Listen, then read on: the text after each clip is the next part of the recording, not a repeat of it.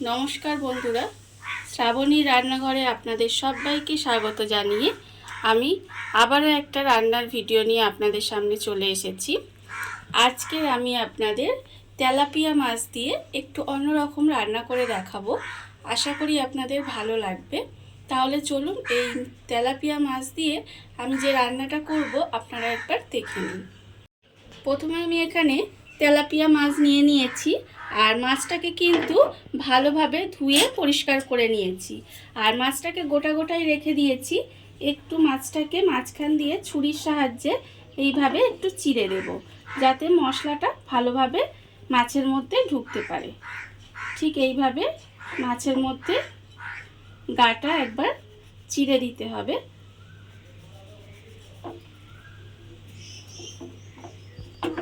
মাছের গাটা আমি চিড়ে রেখে দিয়েছি। এইবারে আমি মাছের মধ্যে মাখিয়ে নেব নুন,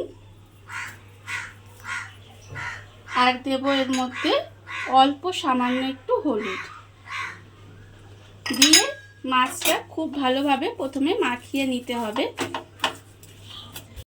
মাছটা আমি নুন হলুদ মাখিয়ে আলাদা করে সরিয়ে রেখে দিয়েছি, আর অন্যদিকে গ্যাসটা অন করে একটা কড়া বসিয়ে দিয়েছি। এইবারে আমি এর মধ্যে দিয়ে দেব সর্ষের তেল। বেশ অনেকটা পরিমাণে সর্ষের তেল আমি এর মধ্যে দিলাম। আপনারা চাইলে কিন্তু এই সর্ষের তেলের জায়গায় সাদা তেলও দিতে পারেন। এবারে তেলটাকে আমি একটু গরম হতে দেব। তেলটা আমার এখানে খুব ভালোভাবে গরম হয়ে গেছে। এইবারে আমি মাছগুলোকে তেলের মধ্যে দিয়ে ভেজে নেব।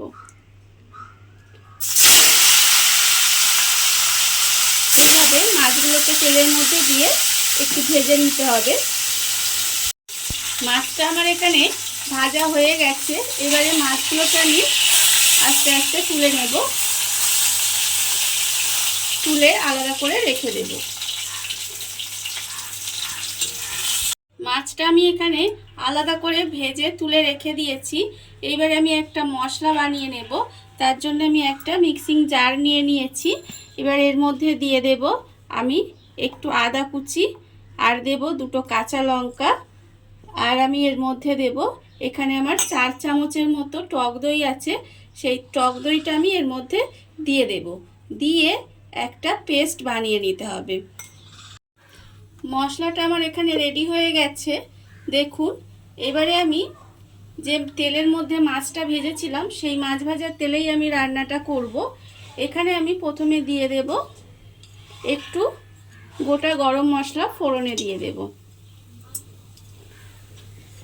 গোটা গরম মশলা দিয়ে আমি একটু নাড়াচাড়া করে নেব।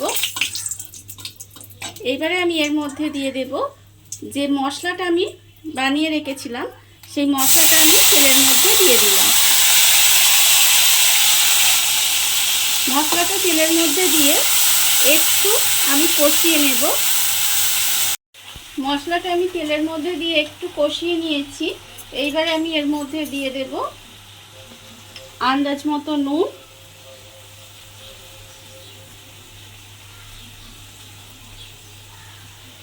আর আমি দেব এর মধ্যে স্বাদের জন্য অল্প সামান্য একটু চিনি দিয়ে আবারও কিন্তু খুব ভালোভাবে একটু কষিয়ে নেব।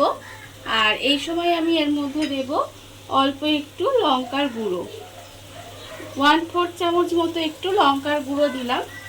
দিয়ে আবারও কিন্তু খুব ভালোভাবে মশলাটাকে আমায় কষিয়ে নিতে হবে। মশলাটা আমার খুব ভালোভাবে কষানো হয়ে গেছে। এবারে আমি এর মধ্যে দিয়ে দেব, দেখুন তেলও ছেড়ে গেছে। এবার আমি এর মধ্যে দিয়ে দেব যে মিক্সি ধোয়া জলটা, মিক্সির মধ্যে অনেকটা মশলা লেগে আছে, সেই মিক্সি ধোয়া জলটা আমি এর মধ্যে দিয়ে দিলাম। আর আমি এর মধ্যে অল্প একটু জল দেব,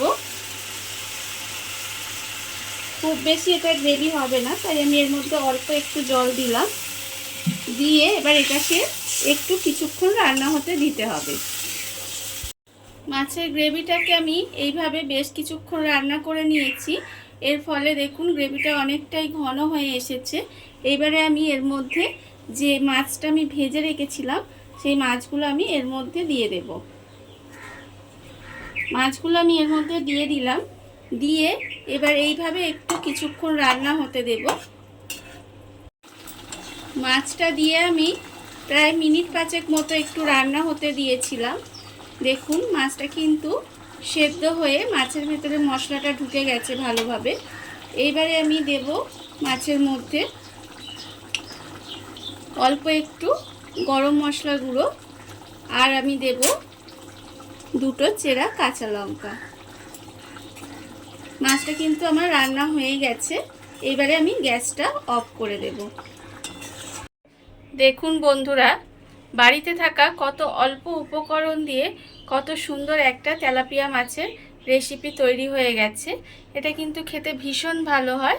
আর এই ভিডিওটা যদি আপনাদের ভালো লেগে থাকে তাহলে লাইক করবেন, কমেন্ট করবেন আর সাবস্ক্রাইব করবেন আমার চ্যানেলকে। আজ এই পর্যন্ত, নমস্কার।